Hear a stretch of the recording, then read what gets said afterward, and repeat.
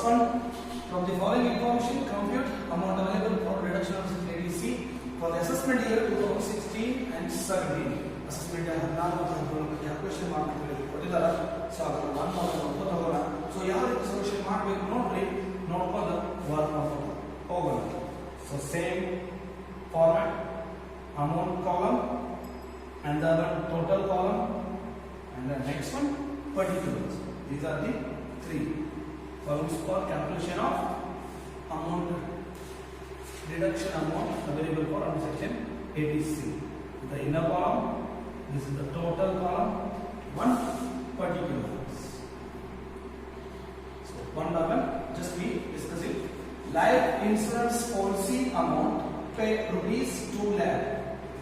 The amount policy amount is 2 lakh rupees on own life. Premium paid rupees 24,000. In this problem, not the problem ಅಲ್ಲಿ life policy amount ಕೊಟ್ಟಿದ್ದಾರೆ 2 lakh rupees ಕೊಡ್ತಾರೆ ಮತ್ತೆ premium amount 24,000 ಕೊಡ್ತಾರೆ. Sir ಈಗ before 31/3/2012 and after 1/4/2012 ಅಂತ ಗೊತ್ತಾಗಲಿಲ್ಲ sir. ಅವಾಗ ನಾವು ಆಫ್ಟರ್ ಕನ್ಸಿಡರ್ ಮಾಡಿ ಬಿಡಿಸಬೇಕು. ಏನು ಮಾಡಬೇಕ್ರಿ? ಆಫ್ಟರ್ ಕನ್ಸಿಡರ್ ಮಾಡಿ ಬಿಡಿಸಬೇಕು. ಸಪೋಸ್ ಅಸೆಸ್ ಏನಾದರೂ ಡಿಸಬಿಲಿಟಿ ಇದ್ರೆ 15% ತಗೊಂಡು ಬಿಡಿಸಬೇಕು. ಇದು ನೆನಪಿಟ್ಕೊಂಡ್ರಿ. ಸೊ ಹಾಗಾದ್ರೆ ಈಗ ಫಸ್ಟ್ ಪ್ರೀಮಿಯಂ ಎಷ್ಟು ನೋಡಿ, ಪ್ರೀಮಿಯಂ is 24,000 ಇದೆ. ಆ 24,000 ತಗೊಂಡ್ರಿ. ಪಾಲಿಸಿ ಅಮೌಂಟ್ ಎಷ್ಟಿದೆ? ಪಾಲಿಸಿ ಅಮೌಂಟ್ ನೋಡಿ 2 lakh rupees ಇದೆ. 2 lakh ಮೇಲೆ 10 divided by 100, so 20,000. So 24 and 20 in these two, whichever is least, that should be considered in ATC. ಹಾಗಾದ್ರೆ ಯಾವ್ದು ಕಡಿಮೆ ಇದೆ ಅದನ್ನು ತಗೋಬೇಕು. ಸೊ 20,000 ಕಡಿಮೆ ಇದ್ದು 20,000, ಅದಕ್ಕೆ ಅಲ್ಲಿ ATC ಅಲ್ಲಿ ತಗೋಬೇಕು. ಅದಾದ ನಂತರ next paid the tuition fees on his son studying full time higher education. higher education ಮಾಡ್ತಾ ಇದ್ದಾರ, ಅವ್ನು ಟ್ಯೂಷನ್ ಫೀಸ್ ಕೊಡ್ತಾರ. ಟ್ಯೂಷನ್ ಫೀಸ್ ಎಷ್ಟಿದಪ್ಪ ಅಂತ ಬೆಂಗಳೂರಲ್ಲಿ, ಸೊ 50,000 ಇದೆ. ಸೊ ಆ tuition fees rupees 10,000 as hostel fees. ನೋಡ್ರಿ, ಟ್ಯೂಷನ್ ಫೀಸ್ ಬಿಟ್ಟು ಹಾಸ್ಟೆಲ್ ಫೀಸ್, ಯಾವ್ದಾದ್ರು ಅಲೌನ್ಸ್ ಇದೆ, ಮೆಸ್ ಫೀಸ್ ಅಂತ ಏನಾದ್ರು ಕೊಟ್ಟಿದ್ರೆ that should not consider under section 80C. Only the tuition fees will be considered under section 80C. Okay, ಅಂದ್ರೆ ಬರೀ 80C ಅಲ್ಲಿ ಟ್ಯೂಷನ್ ಫೀಸ್ ಮಾತ್ರ ತೆಗೆದುಕೊಳ್ಬೇಕು. ಹಾಸ್ಟೆಲ್ ಫೀಸ್, ಊಟದ ಫೀಸ್, ಏನಾದ್ರು ಅಲೌನ್ಸಸ್ ಕೊಟ್ಟಿದ್ರೆ ಅವರನ್ನ ಕನ್ಸಿಡರ್ ಮಾಡಬಾರ್ದು. ಹಾಗಾದ್ರೆ ಈ ಅಮೌಂಟ್ ಬರಂಗಿಲ್ಲ. ಓನ್ಲಿ ಯಾವ ಅಮೌಂಟ್ ಬರ್ತದೆ? 50,000. ಇದೊಂದೇ ಮಾತ್ರ ತಗೋಬೇಕಾದ್ರೆ 50,000. ಇದು 10,000 ಬರಂಗಿಲ್ಲ. Okay, next purchase national saving certificate. ನಿಮ್ಗೆ ಆಲ್ರೆಡಿ ಗೊತ್ತದ, ಈಗಾಗಲೇ 2 ರೂಪಾಯಿ ನ್ಯಾಷನಲ್ ಸೇವಿಂಗ್ ಸರ್ಟಿಫಿಕೇಟ್ ತಗೊಂಡಿವಿ. ಅದ್ರ ಮೇಲೆ ಬರುವಂತಹ ಇಂಟ್ರೆಸ್ಟ್ ತಗೋತೀವಿ ATC ಅಲ್ಲಿ. ಓಕೆ, ಸೊ ಅದ್ರ ಎಷ್ಟಿದೆ? 30,000. ಇದಾದ ನಂತರ next repayment of housing loan. ನೋಡಿ, ಲಕ್ಷ ಕೊಡ್ರಿ ಈ ಕಡೆ. Repayment of housing loan to SBI. ಅಂದ್ರೆ ಸ್ಟೇಟ್ ಬ್ಯಾಂಕ್ ಆಫ್ ಇಂಡಿಯಾದ ಲೋನ್ ತಗೊಂಡ ಅವರಿಗೆ ರೀಪೇಮೆಂಟ್ ಮಾಡ್ತಾ ಇದ್ದಾನೆ. For construction of residential house. ಅವ್ನ ಮನೆ ಕಟ್ಸ್ಲಿಕ್ಕೆ ಸ್ಟೇಟ್ ಬ್ಯಾಂಕ್ ಆಫ್ ಇಂಡಿಯಾದಲ್ಲಿ 1 ಲಕ್ಷ ರೂಪಾಯಿ ಲೋನ್ ತಗೊಂಡ. 1 ಲಕ್ಷ ರೂಪಾಯಿ ಲೋನ್ ತಗೊಂಡಿದ್ದಾನ ಸಾರಿ, ಅವ್ನ ಮನೆ ಕಟ್ಸ್ಲಿಕ್ಕೆ ಸ್ಟೇಟ್ ಬ್ಯಾಂಕ್ ಆಫ್ ಇಂಡಿಯಾದಿಂದ ಲೋನ್ ತಗೊಂಡ. ಅವ್ರಿಗೆ ರೀಪೇಮೆಂಟ್ ಮಾಡಕ್ಕೆ ಎಷ್ಟು ರೀಪೇಮೆಂಟ್ ಮಾಡ್ತಾನ? 1 lakh rupees ರೀಪೇಮೆಂಟ್ ಮಾಡ್ತಾನ. ಹಾಗಾದ್ರೆ 1 lakh rupees ರೀಪೇಮೆಂಟ್ ಇದ್ರೆ ಅಂಡರ್ ಸೆಕ್ಷನ್ 80C ಒಳಗಡೆ ತಗೋಬೇಕಾಗಿತ್ತು. ಬಟ್ ಮುಂದುವರೆದ ಏನ್ ಕೊಡ್ತಾನೆ ನೋಡೋಣ. Which includes interest of ₹65,000 ಅನ್ಕೊಡೋಣ. ಅಂದ್ರೆ ಈ 1 ಲಕ್ಷದಲ್ಲಿ 65 ರೂಪಾಯಿ ಇಂಟ್ರೆಸ್ಟ್ ಹೋಗಿತ್ತಂತ್ರಿ. ಹಾಗಾದ್ರೆ ನಾವು ಇಂಟ್ರೆಸ್ಟ್ ಅಂಡರ್ ಸೆಕ್ಷನ್ 80C ಅಲ್ಲಿ ಕನ್ಸಿಡರ್ ಮಾಡಂಗಿಲ್ಲ.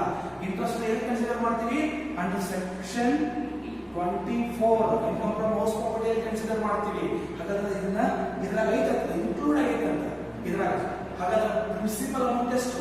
ಬಡ್ಡಿ, ಅಸಲು ಮತ್ತು ಬಡ್ಡಿ ಕೂಡಿಕೇಶನ್ 1 ಲಕ್ಷ ರೂಪಾಯಿ ಆಗೈತಲ್ಲ. ಕಟಕದ ನಾವು ರೀಪೇಮೆಂಟ್ ಮಾಡ್ತಾನೆ. ನಾವೀಗ ಏನ್ ತಗೋಬೇಕು? ಅವ್ರಿಗೆ ಪ್ರಿನ್ಸಿಪಲ್ ಅಮೌಂಟ್ ಮಾತ್ರ ತಗೋಬೇಕು. ಏನ್ ತಗೋಬೇಕು? ಪ್ರಿನ್ಸಿಪಲ್. ಹಾಗಾದ್ರೆ ಪ್ರಿನ್ಸಿಪಲ್ ಅಮೌಂಟ್ ಅನ್ನ ನಾವೇನ್ ಮಾಡ್ಬೇಕು? ಈಗ ನೋಡ್ರಿ, ಯಾವ ರೀತಿ ಮಾಡ್ಬೇಕಂದ್ರೆ 1 ಲಕ್ಷದಲ್ಲಿ ಬಡ್ಡಿ 65 ರೂಪಾಯಿ ತೆಗೆದು ಬಿಡ್ಬೇಕು. 65 ರೂಪಾಯಿ ಎಷ್ಟು ಬಿಡ್ತು? 35,000. This is the repayment of housing loan amount ಅಷ್ಟೇ. ಪ್ರಿನ್ಸಿಪಲ್ ಅಮೌಂಟ್ ಅಷ್ಟೇ ತಗೋಬೇಕು, ಇಂಟ್ರೆಸ್ಟ್ ತಗೋಬಾರ್ದು. ಇಫ್ ಇಟ್ ಇಸ್ ಇನ್ಕ್ಲೂಡ್ ಆಗಿದ್ರೆ ಅಷ್ಟೇ ಮೈನಸ್ ಮಾಡ್ಕೋಬೇಕು. ಪ್ರೀವಿಯಸ್ ಪ್ರಾಬ್ಲಮ್ ಚೆಕ್ ಮಾಡ್ಕೊಡಿ. ಮೇಲೆ loan repayment of housing loan ಕೂಡ ಅದ್ರ ಕೆಳಗಡೆ ಇಂಟ್ರೆಸ್ಟ್ ಸಪರೇಟ್ ಕೊಡೋಣ. ಅವರ ಇಂಟ್ರೆಸ್ಟ್ ತಗೊಳ್ಳಿಲ್ಲ, ಬರೀ ಪ್ರಿನ್ಸಿಪಲ್ ಅಮೌಂಟ್ ಅಷ್ಟೇ ತಗೊಂಡಿವಿ. ಅದಕ್ಕೋಸ್ಕರ ಇನ್ಕ್ಲೂಡ್ ಸಹಿತ ಮೈನಸ್ ಮಾಡಬೇಕು. ಇನ್ಕ್ಲೂಡ್ ಸೈನಿಕ ಮೈನಸ್ ಮಾಡೋಷ್ಟೇ ಇಲ್ಲ. ಜಸ್ಟ್ ಇದರ ರಿಪೇಮೆಂಟ್ ಅಷ್ಟೇ ಪ್ರಿನ್ಸಿಪಲ್ ಅಮೌಂಟ್ ನ ತಗೊಂಡ್ರೆ ಮುಗಿತಾರೆ. Next life insurance premium pay on his brother life. Brother sister uncle aunty mother father ಯಾರನ್ನು ಕನ್ಸಿಡರ್ ಮಾಡಂಗಿಲ್ಲ. Only his family, his wife, childrens in. Okay, total son daughter. So 6000 ಬರ್ತಿತ್ತು, but brother life ಅಲ್ಲಿ ಇಲ್ಲಿ ಬರಂಗಿಲ್ಲ, ಬಿಟ್ಬಿಡಿ. Next contribution to public provident fund. ನನಗೆ ಈಗಾಗಲೇ ಹೇಳಿದ್ದೀನಿ ಪ್ರಾವಿಡೆಂಟ್ ಫಂಡ್ ಯಾವುದಾಗಿರಲಿ, ಸೊ ಆ ಪ್ರಾವಿಡೆಂಟ್ ಫಂಡ್ ಅಲ್ಲಿ ಒಂದೇ ಒಂದು ಎಕ್ಸೆಪ್ಟ್ ಮಾಡ್ತೀವಿ, ಬಿಡ್ತೀವಿ. ಯಾವ್ದಪ್ಪ ಅಂದ್ರೆ ಅನ್ರಿಕಗ್ನೈಸ್ಡ್ ಪ್ರಾವಿಡೆಂಟ್ ಫಂಡ್ ಅನ್ನು ಬಿಟ್ಟು ಎಲ್ಲ ಪ್ರಾವಿಡೆಂಟ್ ಫಂಡ್ ಗಳನ್ನ ಕನ್ಸಿಡರ್ ಮಾಡಬೇಕು.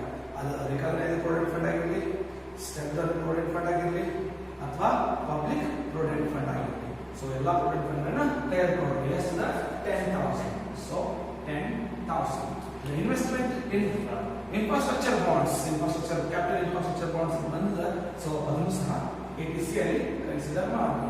ಸೊ ಟೋಟಲ್ ಎಷ್ಟಾಗುತ್ತೆ ನೋಡಿ, ಈಗ 20,000, 50,000, 70,000, 70 plus 30, 1 lakh, 1,35,000, 1,45,000, 1,65,000, 1,65,000.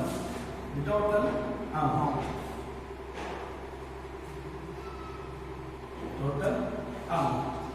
So what is the maximum limit under section 80C? Maximum limit under section 80C 1,50,000. In these two, whichever is least, 1,50,000. That is considered deduction amount under section 80C. This is the problem. Okay, I think you understood the last problem for section 80C.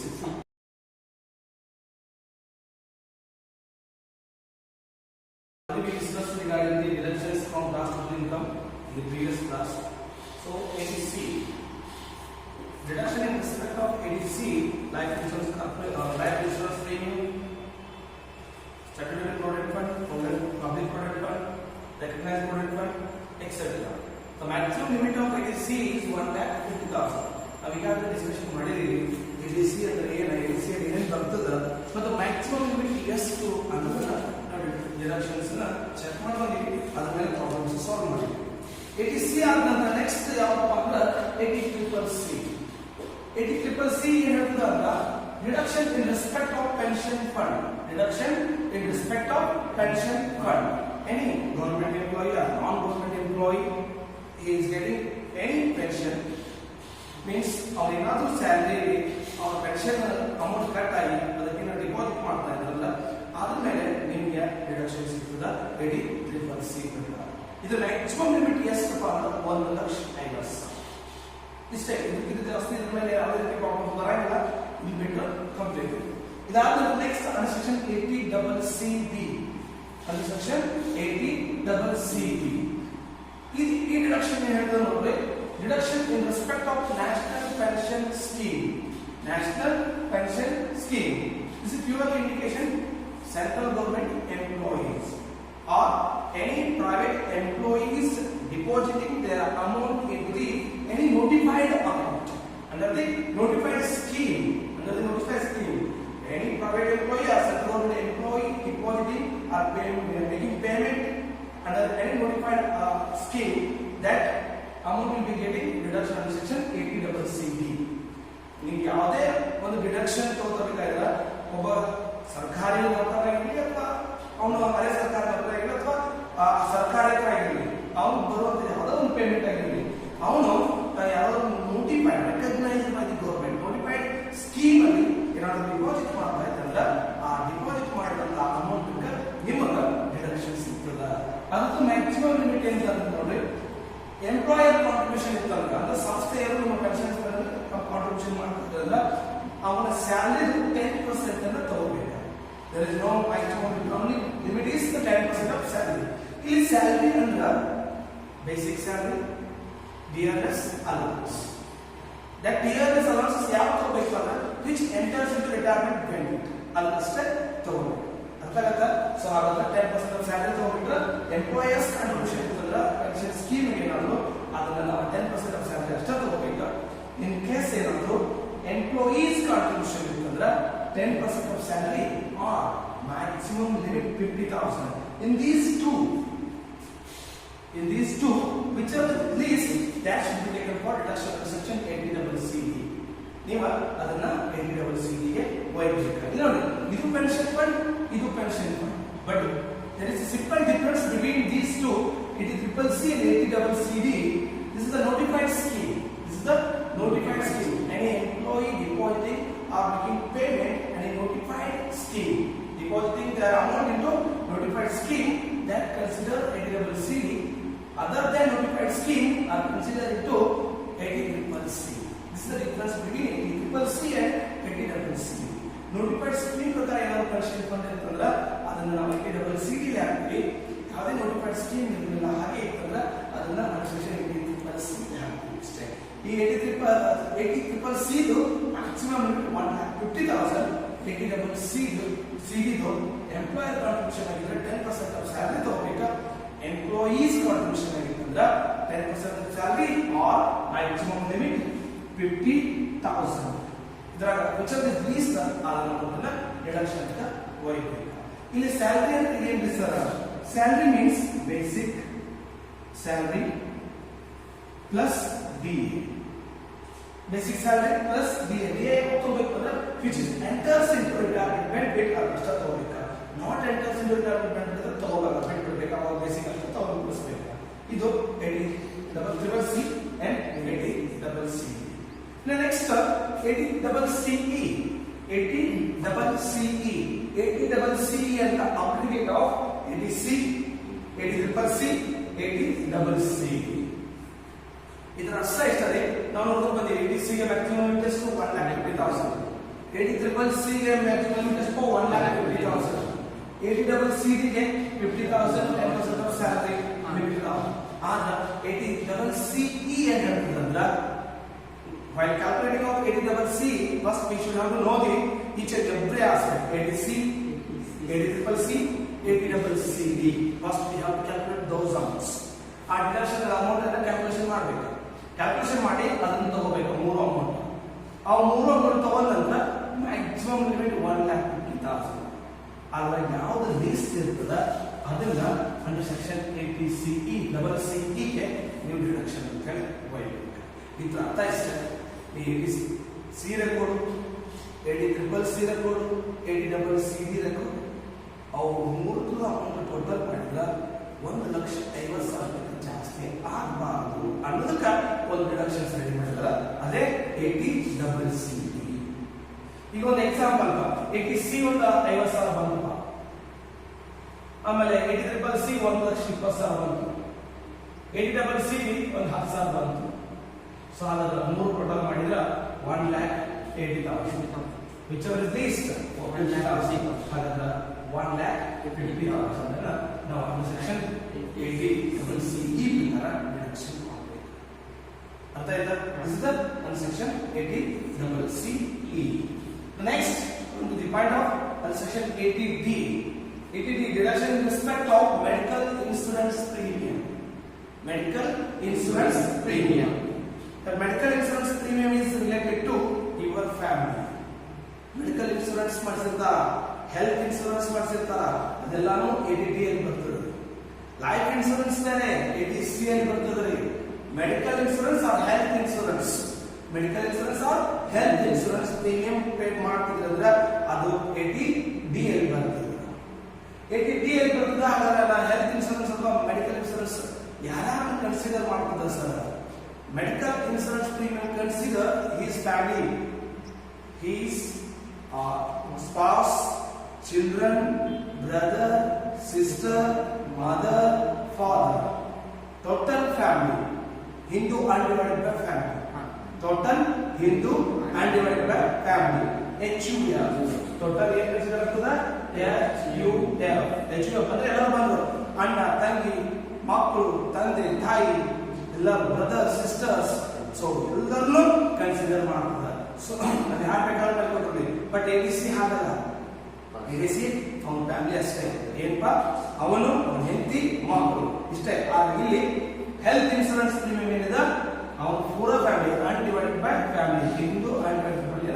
ಪೂರಾ family consider ಮಾಡ್ತದೆ. In case ಏನಾದರೂ insurance health insurance premium ಕಟ್ತಾ ಇದ್ರಲ್ಲ ಅವು individual ಆಗಿದ್ರೆ maximum limit 25,000. Maximum limit 25,000. Suppose senior citizen ಆಗಿದ್ರೆ maximum limit 50,000 ಮಾಡಬೇಕು, reduction ಸಿಗ್ತದೆ. ಸಪೋಸ್ ನೀವು ಸೀನಿಯರ್ ಸಿಟಿಜನ್ ಅಂದ್ರೆ ಹೆಂಗೆ ಸರ್ ಇಂಡಿವಿಜುವಲ್ ಅಂದ್ರೆ ಏನ್ರಿ? The person who is having below 60 years, that person is called individual.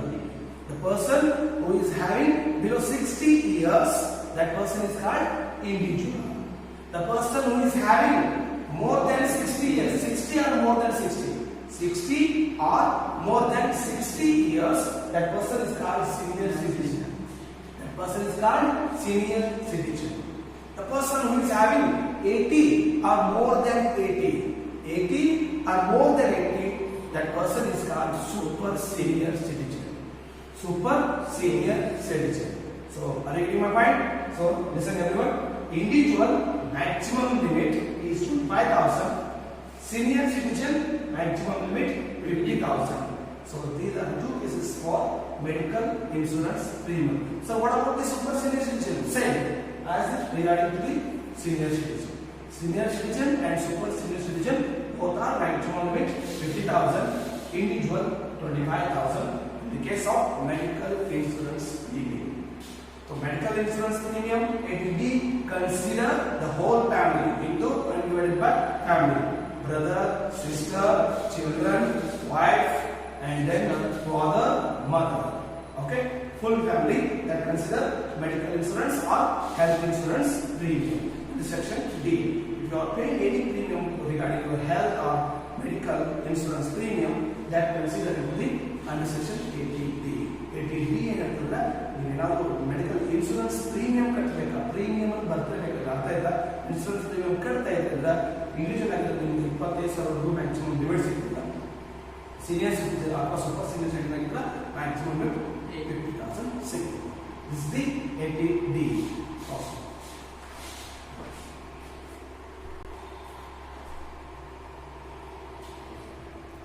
ATD.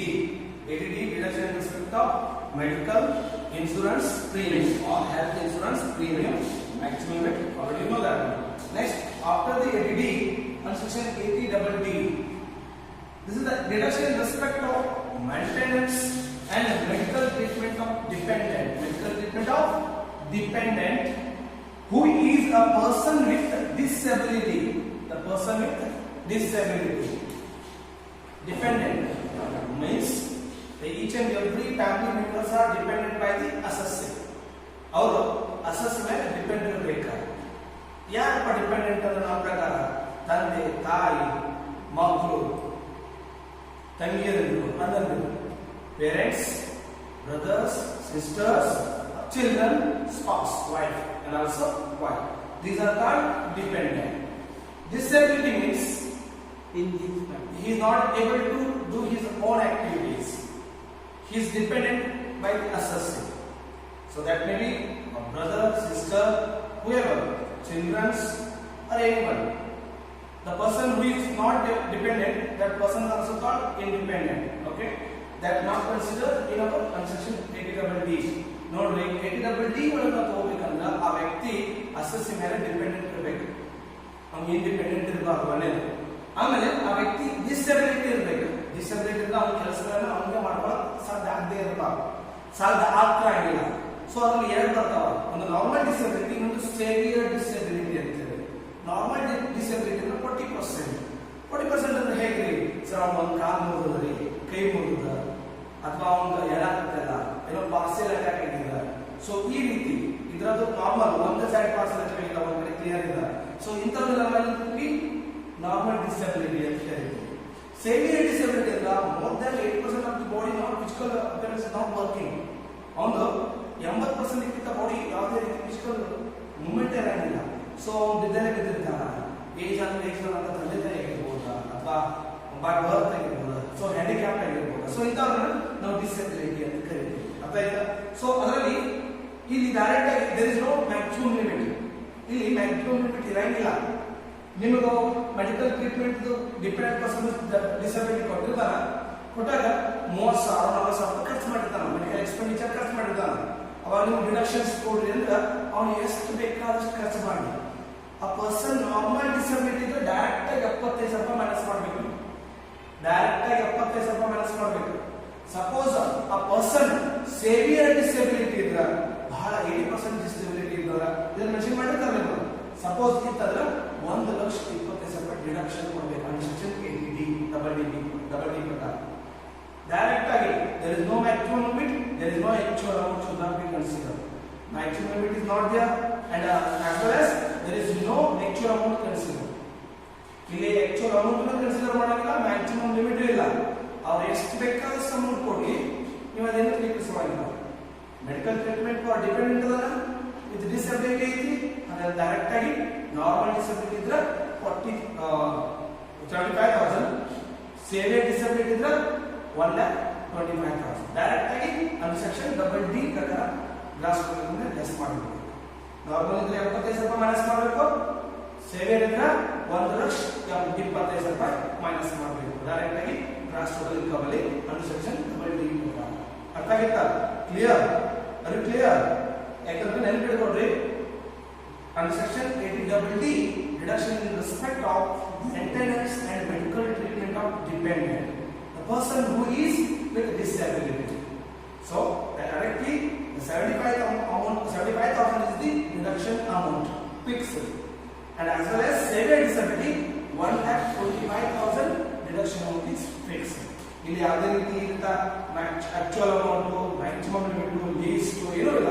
Direct ಆಗಿ ಅವ್ರು ಎಷ್ಟು ಬೇಕಷ್ಟು ಅಮೌಂಟ್ ಕೊಡ್ಲಿ. ಆಕ್ಚುಯಲ್ ಅಮೌಂಟ್ 30,000 ಖರ್ಚು ಮಾಡಪ್ಪ, ನಾ 5 ಲಕ್ಷ ರೂಪಾಯಿ ಖರ್ಚು ಮಾಡಿದ್ದೀನಿ ಅಂತ ಹೇಳ್ತಾರೆ. ನಮ್ಮ ತಂದೆ ಭಾಳ ಸಾಯ್ತು, ಅವರ ಬೆಡ್ ಮೇಲೆ ಬಿದ್ದಾರೆ, 5 ಲಕ್ಷ ರೂಪಾಯಿ ಖರ್ಚು ಆಗೈತಿ. ಸೆಕ್ಷನ್ 80D ಪ್ರಕಾರ ಡಿಡಕ್ಷನ್ ಕೊಡ್ರಿ. Medical treatment person disability 5 lakh ರೂಪಾಯಿ ಡಿಡಕ್ಷನ್ ಇಲ್ಲ. ಸೇವಿಯರ್ ಡಿಸಬಿಲಿಟಿ ಐತಿ 1,20,000 ಮೈನಸ್ ಕೊಡಿ. ಇಲ್ಲಿ ನಾರ್ಮಲ್ ಡಿಸಬಿಲಿಟಿ 75,000 ಕೊಟ್ಬಿಡೋದು ಮೈನಸ್. ಸರ್ ಅವ್ರು ಎಷ್ಟು ಬೇಕಾದಷ್ಟು ಖರ್ಚು ಮಾಡಲ್ಲ, ಏನು ಕನ್ಸಿಡರ್ ಮಾಡಂಗಿಲ್ಲ. ಸರ್ ಏನು ಮ್ಯಾಕ್ಸಿಮಮ್ ಲಿಮಿಟ್ ಇಲ್ಲ, ಅಲ್ಲ ಡಿಡಕ್ಷನ್ ಅಮೌಂಟ್. ಅರ್ಥ ಆಯ್ತಾ? So this is under section 80D. Next 80DB, this are the same deduction in respect of medical treatment. This one also medical treatment, this one also medical treatment. This is also dependent, this is also dependent. But there is a slight difference. This is a specified disease. 80DB will be provided only for specified disease. Other than specified disease, 80DB will not be considered.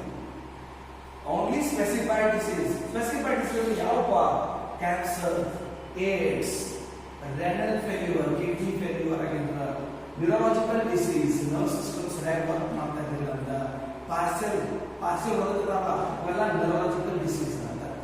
ಇಂಥವುಗಳನ್ನ ನಾವು specified disease ಮಾಡ್ತೀವಿ. ಇಂಥ specified disease ಇಂದ ಯಾರಾದ್ರೂ ನಿಮ್ಮ ಮನೆಯಲ್ಲಿ ನಿಮ್ಮ dependent medical ಟ್ರೀಟ್ಮೆಂಟ್ಗೋಸ್ಕರ ನೀವು ಖರ್ಚು ಮಾಡಿದ್ರಂದ್ರೆ ಅದನ್ನು ನಮ್ಮ ಸೆಕ್ಷನ್ 80DB ಪ್ರಕಾರ ನಿಮಗೆ ಡಿಡಕ್ಷನ್ ಕೊಡ್ತಾರೆ. ನೀವು ಖರ್ಚು ಮಾಡಿದಂತ ಇಂಡಿವಿಜುವಲ್ ಆಗಿದೆ. ಎರಡು ಕೇಸ್, ಒಂದು ಇಂಡಿವಿಜುವಲ್, ಇನ್ನೊಂದು senior or super senior citizen. So individual ಆಗಿದ್ರೆ ಆಕ್ಚುಯಲ್ ಅಮೌಂಟ್ ತಗೋಬೇಕು ಮತ್ತು ಮ್ಯಾಕ್ಸಿಮಮ್ ಲಿಮಿಟ್ 40,000. ಇವೆರಡರೊಳಗಡೆ ಯಾವುದು ಲೀಸ್ಟ್ ಇರ್ತದ ಅದು ಅಂಡರ್ ಸೆಕ್ಷನ್ 80DB ಪ್ರಕಾರ ನಿಮಗೆ ಡಿಡಕ್ಷನ್ ಸಿಗ್ತದೆ. ಎಷ್ಟು maximum limit? 40,000. Okay, whichever is least. Next senior or super senior citizen ಆಗಿದ್ರೆ, senior or super senior citizen ಆಗಿದ್ರೆ ನೋಡಿ, actual amount or maximum limit 1 lakh rupees. In these two, whichever list that should be considered. ಅದನ್ನ under section 80DB ಅಲ್ಲಿ ನೀವು deduction gross total minus ಮಾಡಬೇಕು. ಇಷ್ಟ ನೆನಪು ನೋಡಿ, 80DB medical treatment of person dependent who is person with disability. This is 80DB also same medical treatment for specified disease. Okay, specified disease means cancer, AIDS, renal failure, and neurological disease. Renal failure ಅಂದ್ರೆ kidney failures ಆಗಿದ್ದು, neurological ಅಂದ್ರೆ ಪಾರ್ಸಿಯಲ್ attacks ಅಂತ ಹೇಳ್ತಾರ, ಪಾರ್ಸಿಯಲ್ ಹೊಡೆದಾಗಲ್ಲ ಅಂತಾರಲ್ಲ, ಇದು ಬರ್ತಾವ. So ನೆನಪಿರ್ಲಿ, 80DB ಗೆ direct deduction, 80DB ಗೆ ಮ್ಯಾಕ್ಸಿಮಮ್ ಲಿಮಿಟ್. ಇಂಡಿವಿಜುವಲ್ ಇದ್ರೆ 40,000 ಮ್ಯಾಕ್ಸಿಮಮ್ ಲಿಮಿಟ್, ಅಲ್ಲಿ ಸೀನಿಯರ್ ಆರ್ ಸೂಪರ್ ಸೀನಿಯರ್ ಇದ್ರೆ 1 lakh rupees maximum limit. The next one, under section 80E, sorry 80E. Under section 80E, this is deduction in respect of interest on loan taken for higher education.